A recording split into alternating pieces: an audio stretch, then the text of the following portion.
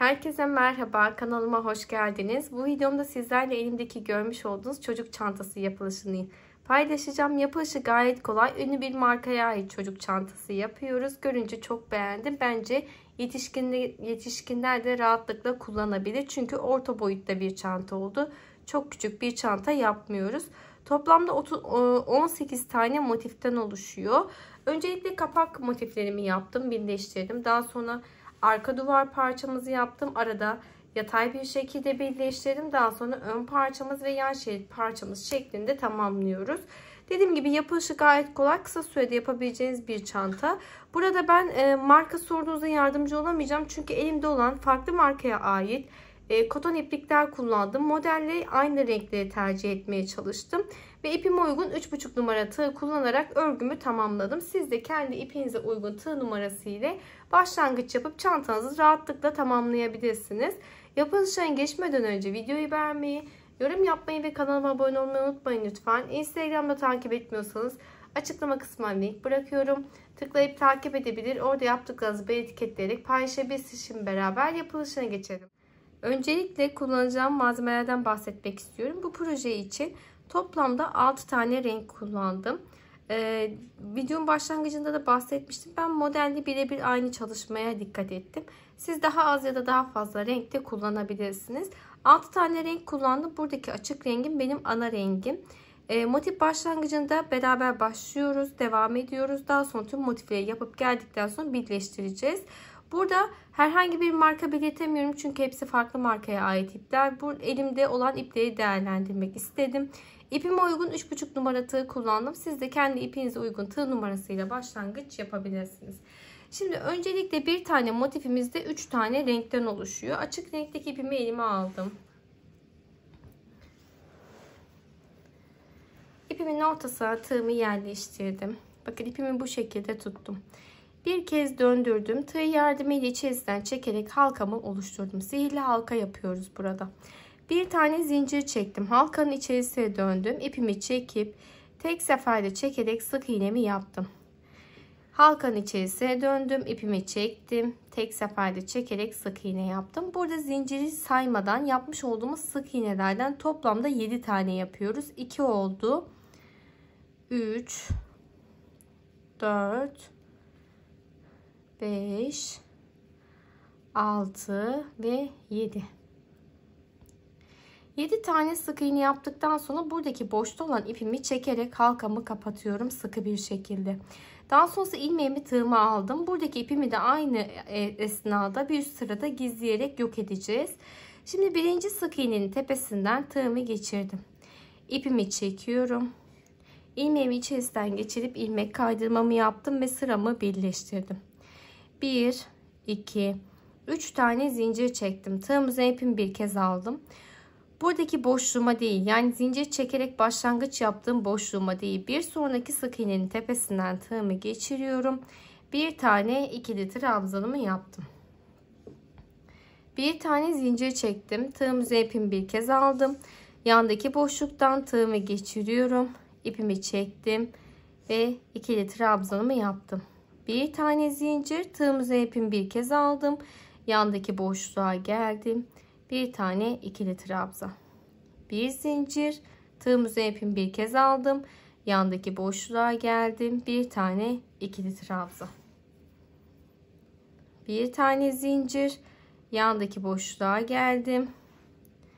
Bir tane ikili trabzan. Bir zincir, yandaki boşluğa geldim. Ve bir tane ikili trabzan. Şimdi buradaki son boşluğuma da şuradaki tepe noktasına bir tane ikili trabzan yapıyorum. Bir tane zincir çektim. Baktığımızda bakın boşluk kısımlarını saydığımızda 1 2 3 4 5 6 7 8. boşluğumu şimdi beraber yaparak sıramızı tamamlayacağız.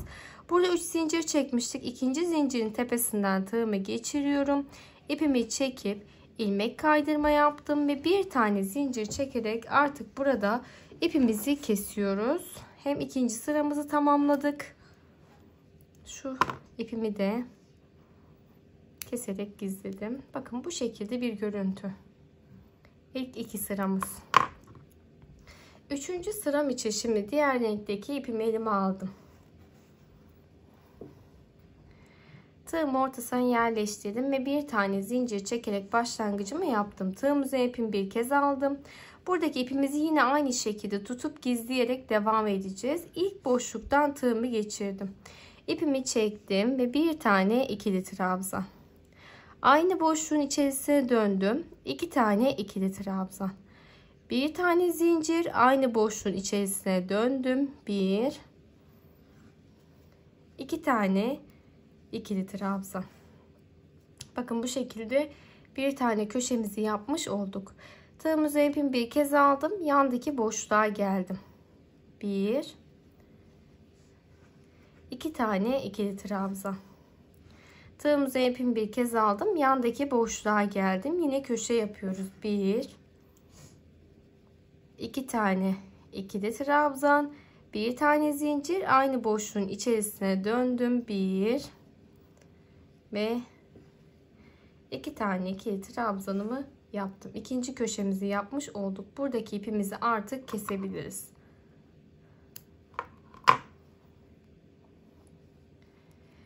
Bir ikinci köşeyi yaptık. Şimdi arada hiç zincir çekmeden bir sonraki boşluğa geliyorum. 1 2 tane ikili trabzan. Yandaki boşluğa geldim. 1 2 tane ikili trabzan, bir zincir, aynı boşluğun içerisine döndüm. 1 2 tane ikili trabzan yaparak üçüncü köşemizi yapmış olduk. 1 2 3. Devam ettim. Yandaki boşluğa geldim. 1 2 tane ikili trabzan, bir sonraki boşluktayım. 1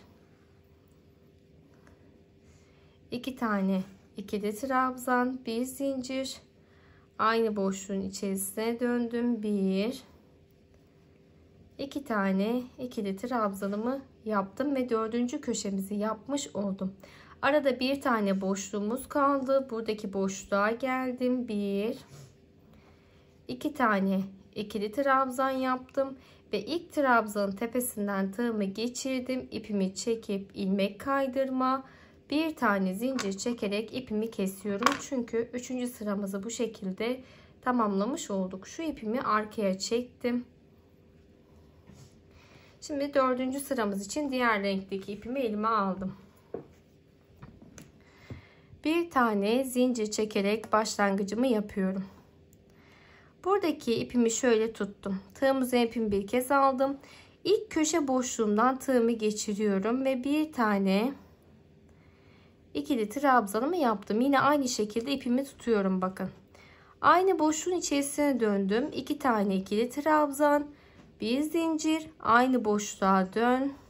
1 2 tane ikili trabzan yaparak köşeyi oluşturdum. Tığım üzerine ipimi bir kez aldım. Yandaki boşluğa geldim. 1 2 tane trabzan.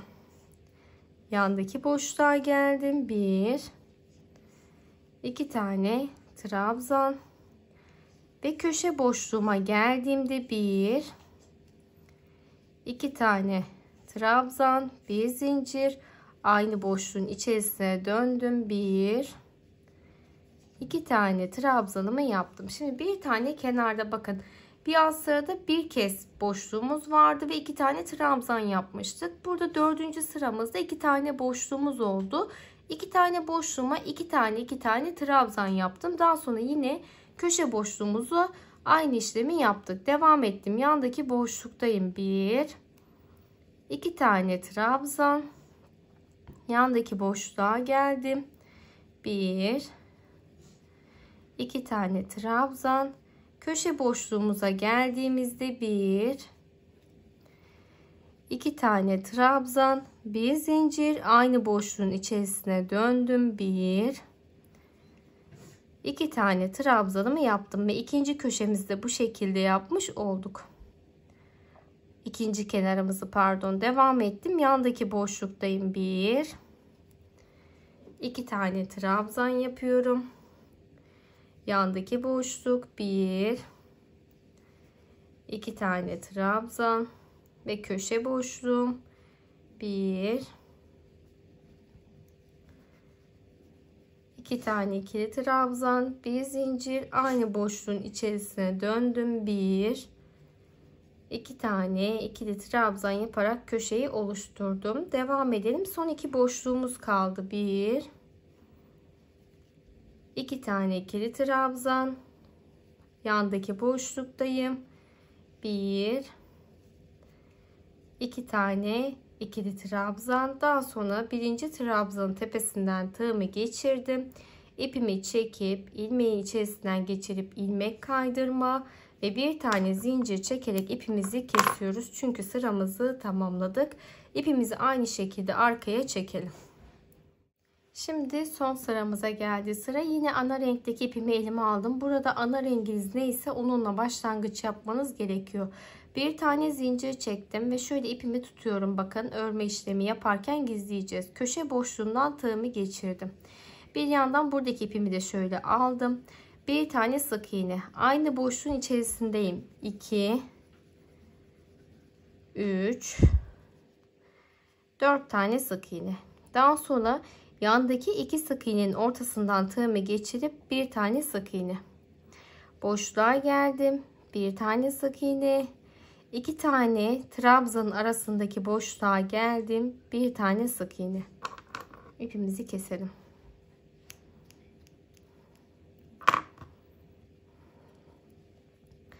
Boşluktayım. Bir tane sık iğne. 2 trabzanın arasındayım. Bir tane sık iğne. Boşluk. 2 tane trabzan arası ve köşe boşluğuma geldiğimde 1, 2, 3, 4 tane sık iğne, 2 tane trabzan arasındaki boşluğa geldim. Bir tane sık iğne, boşluktayım. Bir tane sık iğne, trabzan arasındayım. Bir tane sık iğne. Bakın şöyle sırasıyla takip edin lütfen.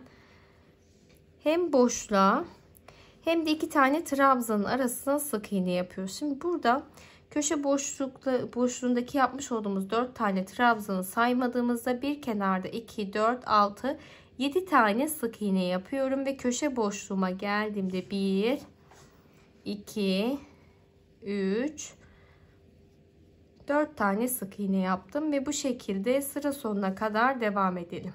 Şimdi burada sıra sonuna kadar geldiğimde birinci sık iğnenin tepesinden tığımı geçirdim. İpimi çekip ilmeğimi içerisinden geçirip ilmek kaydırma yapıyorum ve bir tane zincir çekerek ipimizi burada kesiyoruz. Şimdi bir tane motifimiz bundan ibaret. Hemen sizlerle motif ölçümü de paylaşmak istiyorum yeri gelmişken. Bakın 6,5 santim ölçüsünde küçük bir motif yapıyoruz. Tüm motiflerimizi bu şekilde tamamlayıp gelelim. Toplamda 18 tane motifimizi çalışıp geldikten sonra sıra geliyor yerleştirip birleştirme işlemine. Şimdi ben modeli incelediğim gibi bir yerleştirme işlemi yapacağım. Şöyle mavi motifim, mor, pembe, mavi, şöyle. Şimdi bu şekilde ilk bölümün yerleştirmesini yaptıktan sonra burası bizim kapak parçamız. Kapak parçasından arka gövde, daha sonra ön gövdeyi de tek parça halinde birleştireceğiz. Şimdi burada ipimi 2 kat kullanıyorum ince olduğu için. Hem bu yan parçasında hem de birleştirme işleminde ipimizi 2 kat halinde devam ediyoruz. Eğer orta kalınlıkta bir ip tercih ettiyseniz tek kat halinde devam edebilirsiniz. Şimdi bir tane zincir çekerek başlangıcımı yaptım. Burada hem dikey hem de yatay bir şekilde birleştirme yapacağız. Öncelikle ben dikey bir şekilde 2-2-1 birleştirme yapalım istiyorum. Buradaki parçamı elime aldım. Hatırlarsanız köşe kısmı için 4 tane sık iğne yapmıştık. Buradaki ortadaki sık iğneden şöyle tığımı geçiriyorum. İpimi çektim. Tek seferde çekerek sık iğnemi yaptım. Daha sonra yapmış olduğum sık iğneyi bıraktım. Buradaki ortadaki sık iğneden, yandaki parçamdaki bakın ortadaki sık iğneden tığımı geçiriyorum. İpimi içerisinden çektim. Daha sonra tekrar buradaki yandaki boşluğa geliyorum. İpimi çektim. Sık iğne. İlmeğimi bıraktım. Buradaki boşluktan tığımı geçiriyorum. Sadece içerisinden ilmeğimi çektim. Geriye döndüm. Buradaki boşluğa şöyle sık iğnemi yaptım. İlmeğimi bıraktım. Boşluktan tığımı geçirdim. İpimi içerisinden çektim. Geriye dönüp sık iğnemi yapıyorum. Bıraktım.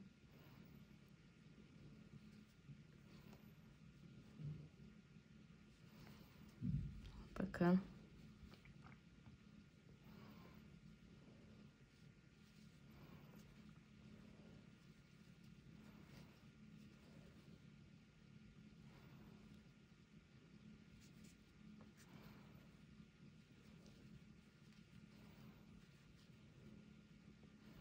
Şimdi bu şekilde birleştirmeye sıra sonundaki köşemizin orta kısmına kadar beraber devam edelim istiyorum. İlk motifimizde.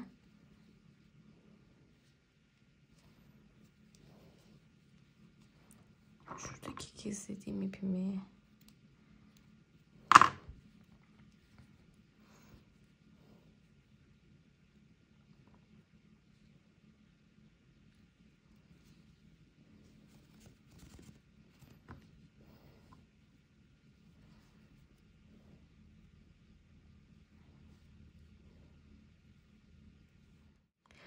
ortadaki sık iğnemize kadar geldiğimizde buradaki motifimizin birleştirmesini tamamlamış olduk. Şöyle elimizde bir düzeltme yapalım. Bakın görüntümüz bu şekilde.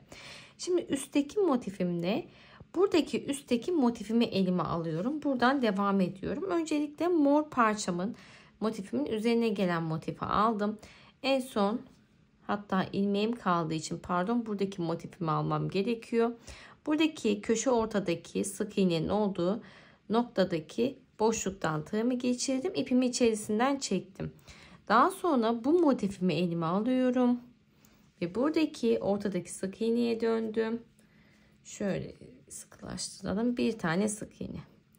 İlmeğimi bıraktım. Yandaki boşluktayım. İpimi içerisinden çektim. Buradaki boşluğa geldim. Sık iğne. İpimi bıraktım. Yandaki boşluktan ilmeğimi geçiriyorum. Çektim. Geriye döndüm. Sık iğne. Aynı ilk parçamızda yapmış olduğumuz gibi köşe boşluğuna kadar bu şekilde devam edelim. Üstteki köşe boşluğumuza kadar geldiğimizde ortadaki artık birleştirmemizi tamamlamış oluyoruz. Bir tane zincir çekip ipimi burada kesiyorum. Bakın bu şekilde motiflerimizi birleştirmiş olduk. Şimdi şu yandaki iki tane motifimizi ilave edelim. Hemen ipimin ortasına tığımı yerleştirdim. Bir tane zincir çektim. Buradaki tam ortadaki sık iğnenin tepesinden tığımı geçirdim. İpimi çektim. Bir yandan da buradaki ipimi tutuyorum ve bir tane sık iğne yapıp ilmeğimi bıraktım. Daha sonra yandaki birleştirme yapacağım motifimin de yine tam ortasındaki, bakın köşe ortadaki sık iğneden tığımı geçiriyorum. İpimi içerisinden çektim. Geriye döndüm. Yandaki boşluğa bir tane sık iğne. İlmeğimi bıraktım. Buradaki boşluktan tığımı geçirdim. İpimi içerisinden çektim. Geriye döndüm. Sık iğne. İlmeğimi bıraktım. Boşluktan tığımı geçiriyorum. Şöyle ilmeğimi içerisinden çektim. Geriye döndüm. Sık iğne. Birleştirmeye köşe ortadaki sık iğnemize kadar bu şekilde devam edelim. Üstte köşe boşluğuma kadar geldikten sonra ilmeğimi bıraktım. Üstteki parçamı elime alıyorum artık. Bunun köşe boşluğundan tığımı geçiriyorum ve ilmeğimi, bırakmış olduğum ilmeği bunun içerisinden çekiyorum. Bakın üstteki motifimi ilave ettim. Daha sonra ilmeğimizi burada çektikten sonra artık buradaki parçamın orta boşluğuna gelip sık iğnemi yapıyorum. Bakın hemen diğer motifimizi ilave ettik. İlmeği bıraktım. Yandaki boşluğa geldim. Buradan ilmeğimi çekiyorum, çekemedim.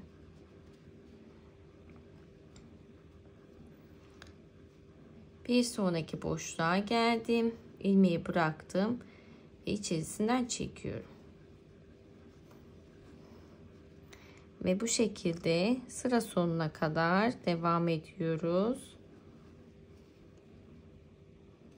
Sıra sonundaki son boşluğumdan tığımı geçirdim. Bir tane sık iğne yapıyorum ve ilmeğimin içerisinden ilmeğimi çektim. Sık iğnenin içerisinden daha doğrusu bir tane zincir çekerek artık burada ipimizi kesiyoruz. Çünkü bu birleştirmemizi de tamamlamış olduk bu şekilde. Şimdi yatayına birleştirme yapalım. Hemen bir tane zincir çekerek başlangıcımı yaptım. İlmeğimi bir tane zincir çekerek başlangıcımı yaptım. Buradaki köşe boşluğundan tığımı geçirdim. İpimi de şöyle tuttum. Bir tane sık iğne yapıp ilmeğimi bıraktım. Aynı şekilde devam edeceğiz. Sadece ortadaki noktadan nasıl geçiş yapıyoruz onu göstermek istiyorum. Buradaki orta boşluktan da tığımı geçirdim. Çektim ilmeğimi. Aynı yandaki boşluğa döndüm. Sık iğne. Şöyle.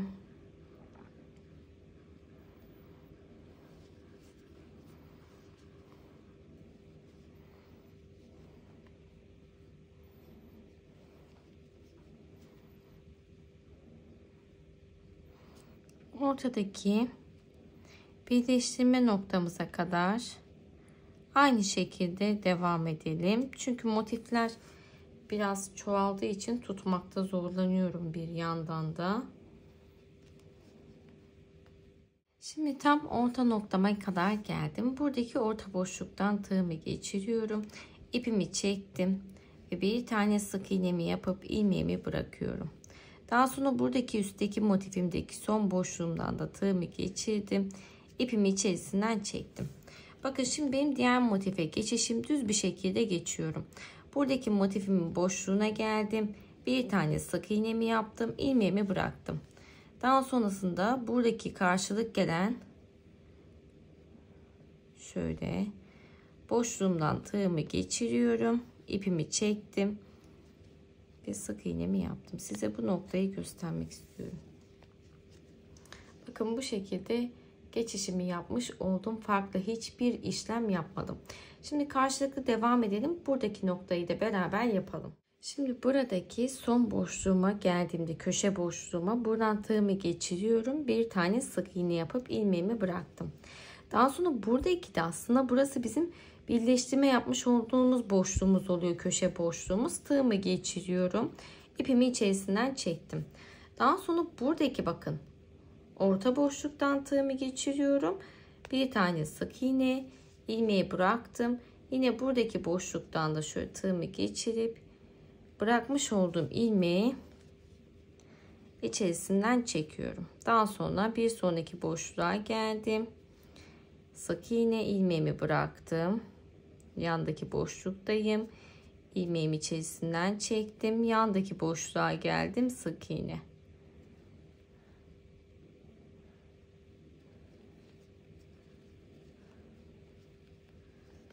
Bakın. Bu şekilde devam edelim. Son köşeye kadar geldiğimizde bir tane sık iğne yapıyoruz. Ve ipimizi keserek artık burada birleştirmemizi tamamlamış olduk. Tabi bunu en son bir ütüleme yaparak düzeltme yapabiliriz. Birleştirme noktalarımızı esneterek daha düzgün bir hale getirebilirsiniz. Şimdi bunun aynısından üzerine bir parça daha yapalım. Arada en son birleştirmeyi beraber yaparız. Üzerine dediğim gibi 6 tane motif yerleştirip birleştirme yapıyorum. Bunun aynısından yapıyorum. Daha sonra şu an kapak kısmını yapmıştık. Ön gövde için de aynı işlemi yapıyoruz. Yine 6 tane motifin birleştirmesini tamamlayıp geliyoruz. Daha sonrasında beraber parçalarımızı birleştirelim. Şimdi sizlere bahsettiğim gibi 3 tane parçamı bakın bu şekilde birleştirip geldim. Daha sonrasında kapak ve arka duvar parçamızı birleştiriyoruz. Ön parçamız tek parça halinde kalacak. İpimin ortasına tığımı yerleştirdim ve bir tane zincir çekerek başlangıcımı yaptım. Buradan yatay bir sıra halinde birleştirme yapacağız bu parçamızda. Hemen şurada köşe boşluktan tığımı geçirdim. İpimi çekiyorum. Ve sık iğnemi yaptım. Daha sonrasında bıraktım. Buradaki köşe boşluğundan tığımı geçirdim. İpimi içerisinden çektim. Yandaki boşluğa geldim. İpimi çekip sık iğne, ilmeğimi bıraktım. İçerisinden çektim.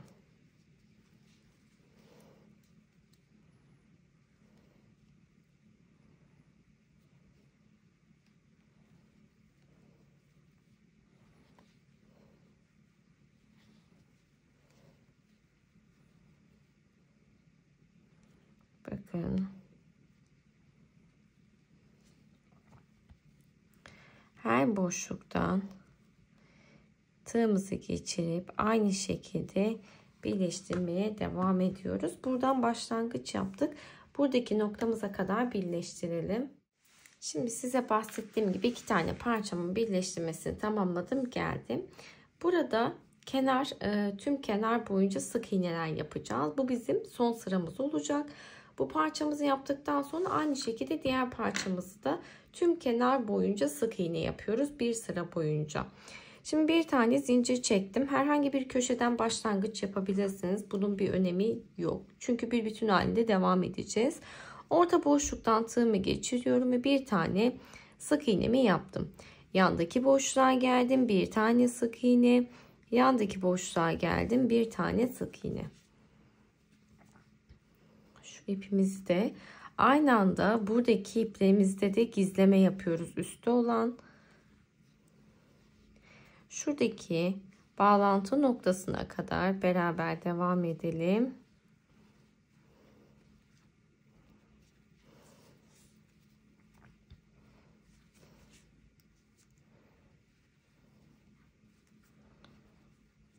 Bakın buradaki bağlantı noktasındayım. Birleştirme yapmış olduğum sık iğnenin içerisine de bir tane sık iğne yapıyorum geçiş yaparken.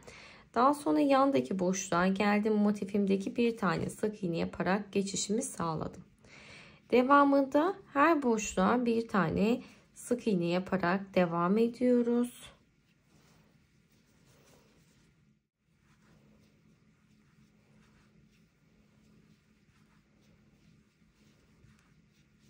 Ve bakın yine sık iğne yaparak birleştirdiğim noktaya geldim. Buradaki sık iğnenin içerisinden şöyle tığımı geçirip bir tane sık iğne yaptım. Daha sonra buradaki motifime geçişimi yapıp sık iğnemi yapıyorum. Az önce de söylediğim gibi bu hep aynı şekilde devam ediyor. Şimdi şuradaki köşe noktama kadar devam ediyorum. Şimdi buradaki köşe orta boşluğumuza geldiğimizde ipimizi hep keserek devam etmiştik ama burada bütün halinde devam ettiğimiz için buradaki geçişim için bakın tam orta boşluğuma aynı boşluğa dönerek 2 tane sık iğne yaptım ve devamında yine aynı şekilde her boşluğa bir tane sık iğne yapıyoruz. Sadece köşe geçişlerimizin düzgün olabilmesi için 2 tane sık iğne yapıyoruz. Bu şekilde devam ederek başlangıç noktamıza kadar ilerleyelim.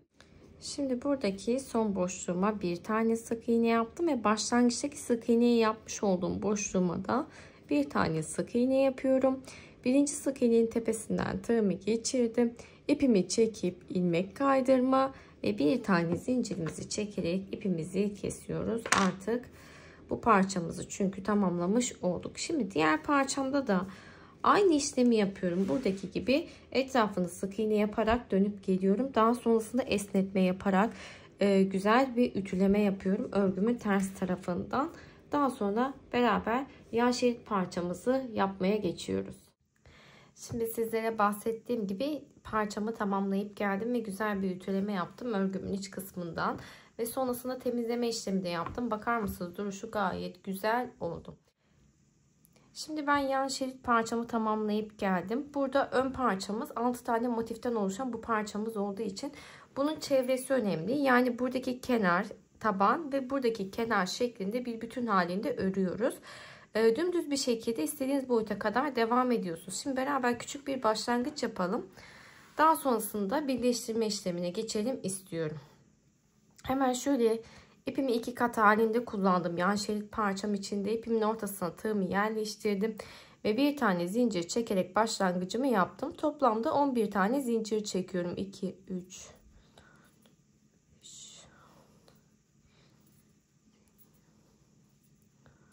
11. 11 tane zinciri çektikten sonra 11. zinciri parmağımla tuttum. Bir tane zincir çektim. Ve 11. zincir içerisinden parmağımı geçirip bir tane sık iğnemi yaptım.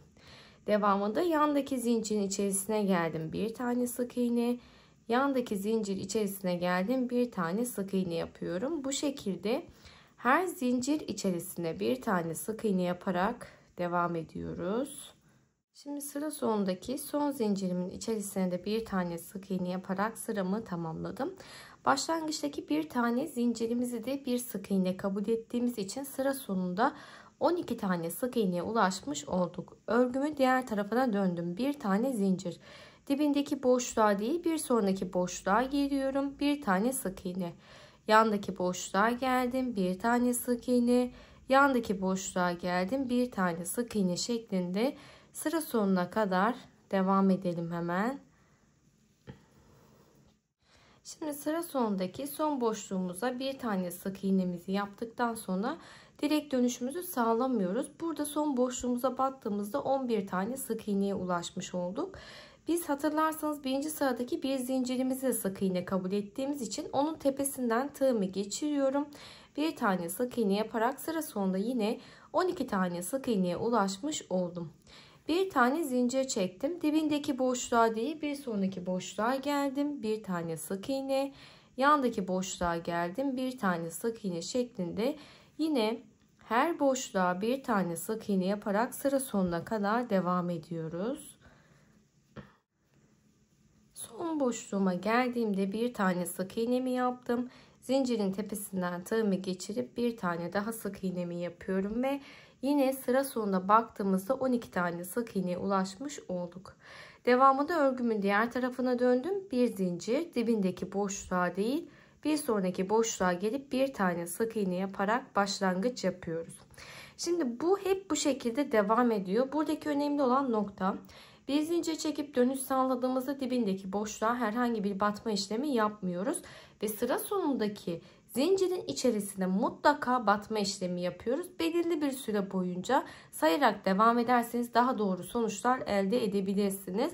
Şimdi demiş olduğum gibi parçamızı eşit uzunluğa ulaşana kadar devam edip gelelim. Şimdi istediğimiz boyuta ulaşana kadar devam ettik. Burada parçamızı elimize alıyoruz. Hiç ipimizi kesmeden birleştirmeye devam edelim. Çünkü aynı şekilde sık iğneler yaparak devam edeceğiz. Son sık iğnemin içerisinden tığımı geçirdim. Burada yine köşe boşluğu için 2 tane sık iğne yapmış olduğum nokta var. Çift sık iğnenin ortasından tığımı geçiriyorum. Şöyle düzelttim. Bir tane sık iğne. Yandaki sık iğneye geldim. Karşılık gelen noktaya geldim. Bir tane sık iğne.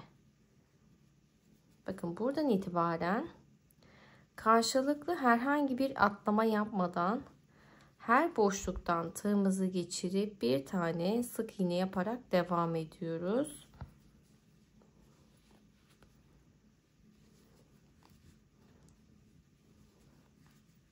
Sıra sonuna kadar geldim. Bir tane zincirimi çekip burada ipimi kesiyorum.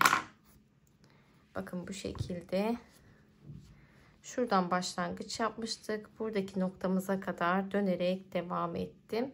Şimdi diğer parçamızın birleştirmesine başlayalım istiyorum. Burada şöyle düzelttiğimizde üstteki 6 tane motifimiz kapak kısmına gelecek. Alttaki 6 tane motifimizi de yine aynı şekilde birleştireceğiz. Bir tane zincir çektim. Buradaki en üstteki sık iğneden tığımı geçiriyorum. Karşılık gelen sık iğneden de tığımı geçirdim. İpimi çekip sık iğnemi yaptım. Yandaki boşluğa geldim. Karşılık gelen noktaya bir tane sık iğne. Bir alttaki boşluktayım. Ve bir tane sık iğne. Bu şekilde karşılıklı her boşluktan tığımızı geçirip sık iğneler yaparak buradaki son noktaya kadar devam edelim. Ve burada da sıra sonuna kadar birleştirmemi tamamlayıp ipimi kestim ve çantamızı da bu şekilde hazırlamış olduk. Şimdi burada az kısmına çıt çıt dikeceğiz. Bir tane bu şekilde elimde dikilebilir çıt çıt vardı. Bunun sabitlemesini yapacağım. Normal düz bir dikiş yapıp hemen sabitleyip geliyorum. Şimdi çıt çıtın sabitleme işlemini tamamladım. Sıra geliyor askıya. Burada modelde hazır bir askı kullanılmıştı. Ben deri iplik vardı elimde. Bundan deri görünümlü askı yapmayı tercih ettim. Yine aynı ipinizden de devam edebilirsiniz.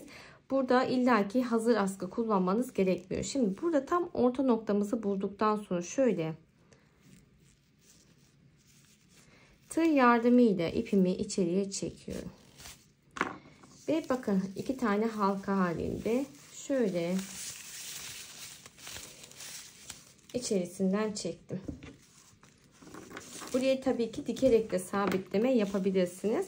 Ama bu şekilde kolaylıkla bakın bir düğümleme yaptım. Ve buradan itibaren örme işlemi yapacağım. Şöyle bir düzelteyim ipimi iyice.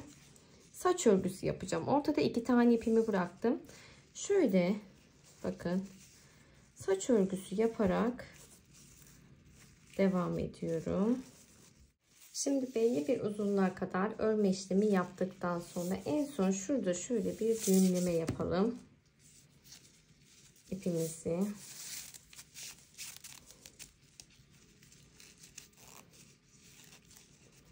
Daha sonrasında buradan içeriye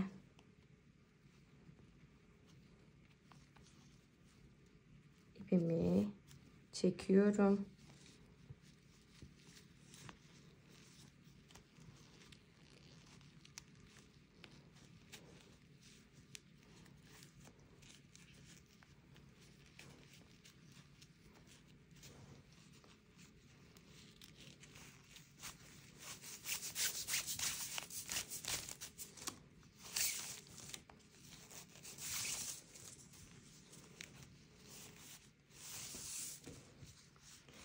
Buraya düğümleme yapacağız. Diğer taraftaki gibi halka yapamıyoruz ama şöyle birkaç kez üzerinden gidip bakın düğümleyeceğim.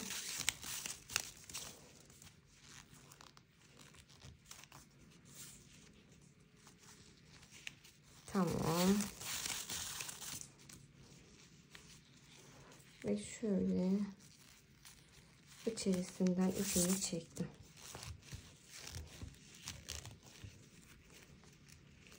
Sıkı ve sağlam olduğundan emin olduktan sonra ipimizi kesiyoruz. Ve buradaki fazlalık olan ipimi de aynı şekilde kesiyorum. Ve bakın bu şekilde askımızı da yapmış olduk. Dediğim gibi aynı renk ip ile devam edebilirsiniz ya da bu şekilde benim gibi deri görünümlü ip de tercih edebilirsiniz. Bence çok güzel oldu. Dilerseniz astarlama yapabilirsiniz ya da bu şekilde de kullanabilirsiniz. Videoyu beğenmeyi, yorum yapmayı ve kanalıma abone olmayı unutmayın lütfen. Bir sonraki videoda görüşmek üzere. Hoşça kalın.